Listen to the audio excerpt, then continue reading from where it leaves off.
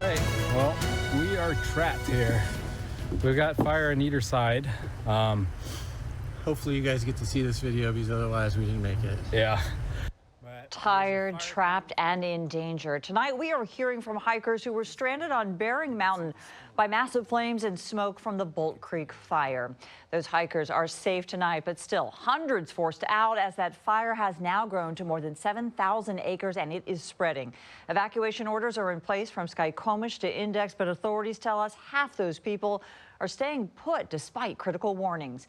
KOMO's Rebecca Stevenson is standing by to tell us when this bad air will get out of our region. But first, KOMO's Mo Hyder is live in Monroe. And Mo, those hikers not only telling their story, but they documented it all on camera. Yeah, they certainly did, Michelle. They're calling this a traumatic experience and say they're lucky just to be alive. What started out as a trip to Bering Mountain turned into a nightmare for two hikers. The pair stranded as flames from the Bolt Creek fire burst into the sky. One of them calls for help. Had to call 911. They're going to try to get search and rescue out here, but I don't think there's anything they can do. Rescue crews couldn't make it because of the dangerous conditions, so the two are forced to come up with their own escape plan. We are going to attempt this and get down to the trailhead so that we can get out of here safely. Hours later, with the help of their GPS, the hikers made their way out while battling the terrain and smoke, all while running out of water. We had determination. We wanted to stay alive and make it back home to our family. I could feel the heat from the fire.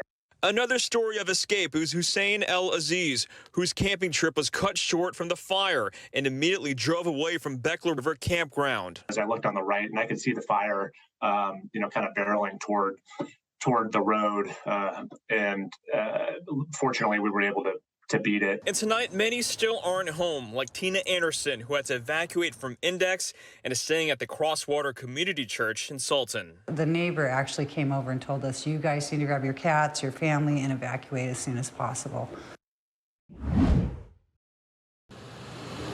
That's right, and you can see just how smoky it is here in Gold Bar, and scary moments for that camper who described seeing the fire get closer and closer to him yesterday. I did speak with fire crews in the past hour. They say no significant changes with the Bolt Creek fire here today. Those evacuation orders you just mentioned are still in effect, while people here in Gold Bar and other nearby areas are still anxiously waiting to find out if they'll have to pack up and leave. I could feel the heat from the fire. I mean, I could feel it sort of, it just felt like a hot air fan blowing in my face. And that was really when I knew I had to just get out of there. Hussein El Aziz and his brother were among the campers who bolted from the Beckler River campground in Skykomish Saturday morning. The camp host woke them up, giving them time to pack as the Bolt Creek fire started spreading over a nearby ridge. Where there was a faint glow an hour ago, it was now just kind of full-blown flames. I threw everything else in the car, left some things behind, and then just took off.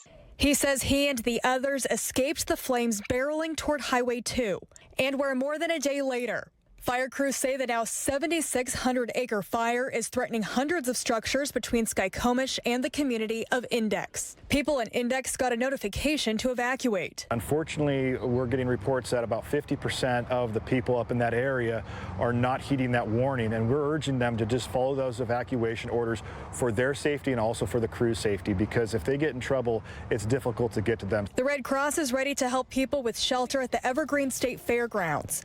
Though only a few people took advantage of the cots last night, and less than a dozen slept in their cars outside. A lot of people are probably going to neighbors' homes or friends' homes in the area. Meanwhile, others like Ashley Bruder and Gold Bar remain on standby, keeping her sprinklers on after hosing down her house. Just remain packed and ready to go. Now in Seattle, police investigating the city's latest deadly shooting. Officers found a 48-year-old man wounded near 7th and Lenora Street last night near the Amazon Spheres in downtown. Details are limited at this time, including what exactly happened and who that man is. First responders tried saving his life but were unsuccessful. SPD shut down the road as officers collected evidence from the crime scene in the Denny Triangle. We know detectives continue to search for the person who pulled the trigger this morning. And from the live desk on this Monday morning, we're working to get some answers from deputies about what led to an early morning shooting in the Everett area, and that's where a man was shot in the head. The Snohomish County Sheriff's Office tells us the victim was conscious and alert when they arrived along 127th Street East Southeast. That's just a few blocks from the McCullum Park and Ride in the Everett area. Deputies say the shooter took off in a car, but so far they have not tracked that person down. They do not think there's any danger to the public. They believe the shooter went to that specific spot in Everett where the shooting occurred. All right, well, we are trapped here. Hi, everyone. I'm Preston Phillips from KOMO News. Thanks for checking out the KOMO YouTube channel. You can see more of our videos right here by clicking on the video links for more news from the Seattle area and Western Washington. Oh, and don't forget to click the subscribe button below so you don't miss our YouTube updates.